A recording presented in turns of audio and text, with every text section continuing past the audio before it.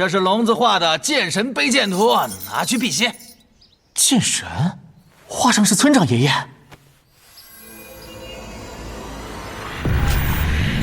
哎，别打开，以你的修为，看一眼就会瞎掉，人也会死掉。木儿，你的体内似乎有一缕奇怪的气息。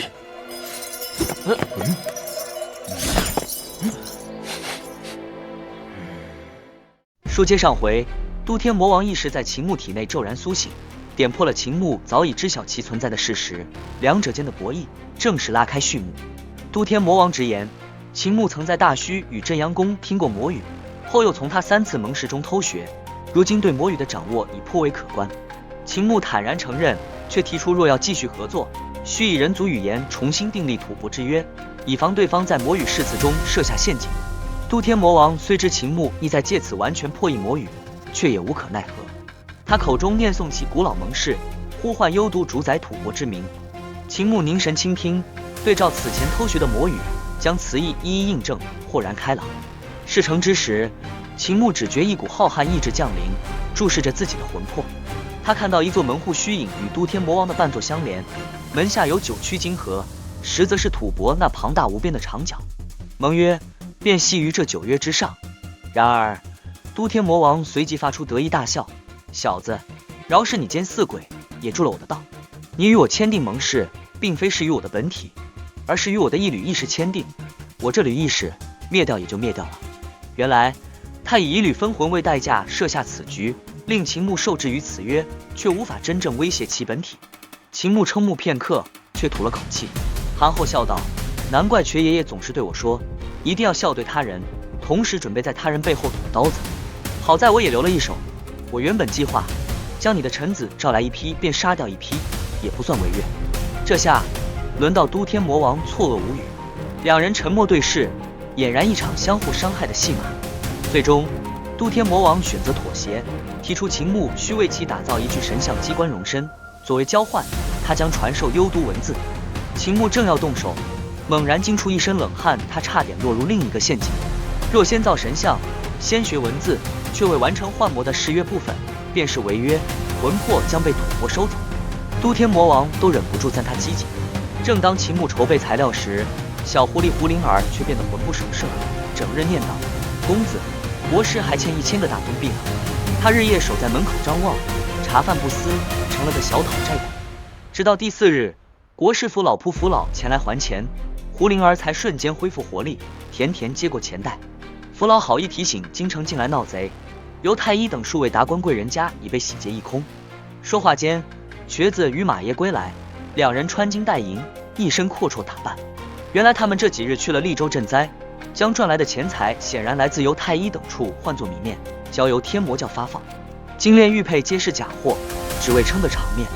秦牧向二老说明与都天魔王立约之事，瘸子一听便怪他胡闹，直言交给屠夫处理，保管那魔王求生不得。马爷更是不放心，眉心第3只眼睁开，佛光直照秦牧眉心，逼得都天魔王惨叫连连。得知却有吐蕃之约束缚后，二老面色凝重，却也只能答应为其护法。秦牧开始幻魔，他点燃符宝，以太学院库府购来的人骨为引，点亮一尊木雕魔神像。霎时间，太学院上空魔气浩荡，一道黑色光柱轰然落下，木像膨胀，传来嘉禾魔神的咆哮。然而未等这魔神完全降临，太学院上空佛光大盛，一尊大佛显化，巨掌按下，将那魔神连同木像一并碾得粉碎。京城各方皆被惊动，太学院祭酒顾里暖匆匆赶来，见是秦牧家长所为，竟不敢追究，冷汗涔涔地遣散了众人。秦牧只换来一魔，便对都天魔王表示已完成誓约，要求其传授幽都文字。都天魔王气急反笑，暗骂秦牧狡猾，却也只肯传授秦牧身后门扉上的那一句。至于秦牧手中书卷上的文字，则休想得知。他发出一段奇异音调，乃是以魂魄震动发声，非咽喉所能为。秦牧天资聪颖，瞬间领悟，竟以魂魄模仿，成功复述。都天魔王暗自心惊，更生忌惮，只告知那句的意思是昆云之门。秦牧为马爷瘸子接续手臂与神腿时，都天魔王趁机脱离其眉心，遁入门口那尊含铁金晶打造的8臂四面神像中。他刚冲出院子，全身关节便咔嚓锁死，动弹不得。原来秦牧早就在机关中设下暗锁。胡灵儿探头笑道：“公子不是早就告诉你了吗？给你制造一个神像机关，你看中机关了吧？”都天魔王破口大骂，却无可奈何。秦牧将其拖回，认真提出再做交易，传授全部幽都文字，便放他自由，甚至可在千浦泊之约。都天魔王已是惊弓之鸟，怒斥：“我信你的鬼了！爱你大爷！你休想再让我信你一个字！”马爷与瘸子泡在药鼎中，看着这一切。瘸子感慨秦牧已长大，心思缜密狠辣，不知跟谁学得这么坏。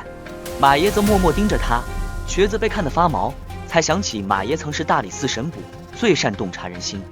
次日，二老相遇，与秦牧告别。临行前，马爷嘱咐记得回家过年。瘸子则悄悄将衣物遗落在桌上。秦牧送别二老，心中温暖，却不知城外图江之上，商议的延康国师已等候多时。国师拦住二人，直言所求并非被盗财物，而是地碟。瘸子笑道：“那玩意儿研究了20多年也未参透，你送给你们延康国的中散大夫了。”国师闻言，头顶星河异象震动，最终却未出手，喃喃道：“黄泉靠的是明星象背，与地碟无关，悄然离去。”秦牧在房中发现了那枚地碟，玉环上文字流转，正是当年入大虚黑暗时瘸子给他带过的那枚。他疑惑地将其收起，转而继续研究幽都之门。他运转功法，化为人首蛇身的振兴军形态，背后门户虚影浮现。秦牧以魂魄发出那句坤元之门的幽都之音，门户竟缓缓开启，露出内部无尽的黑暗。秦牧好奇伸手探查，未见异常。忽然他见黑暗深处有一艘小船悠悠驶来，船头挂着一盏幽暗马灯，灯下坐着一位正在扎纸人指马的老者。那老者提起马灯，朝秦牧一照。秦牧顿觉魂魄被定住，下一刻他骇然发现自己的魂魄竟已站在那小船之上。回头望去，远处发光的门户前，自己的躯体僵立不动。小船掉头驶向黑暗深处，秦牧惊慌跳船，却坠入无底黑暗，不断沉沦，离那点船灯越来越远。绝望之际，秦牧用尽魂魄之力，大喊出都天魔王所说的那句幽都语。无尽的黑暗中，一个古老沧桑的声音似在回应，诵念起悠长的篇章。秦牧立刻感到自己被一股力量托起，化作流光，飞速上浮，掠过小船，冲回门户，归入躯壳。他浑身冷汗，大口喘息。那艘小船再次驶进，船上的老者这次未再提灯照他，只是悠悠道：“志哉坤元，万物滋生，乃顺承天。”你说的这句话，便是志哉坤元。早说出这句话，便不会拘你的魂了。他告诉秦牧，此门乃幽都承天之门，鬼神可进，生人勿入。言罢，小船消失在黑暗深处。秦牧大怒，都天魔王果然害他，所言坤元之门并非全貌，实为承天之门，显令他魂飞魄散。然而经此一劫，他发觉自己的魂魄变得异常强韧，且门中有一股神秘力量不断滋养魂体。他意识到，这扇门正是补全他武耀境界、修炼魂魄的关键。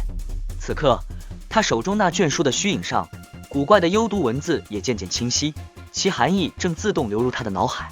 墙角被锁在神像中的都天魔王与秦牧的较量还远未结束，而那块象征黄泉与秘密的地碟已悄然挂在了秦牧腰间。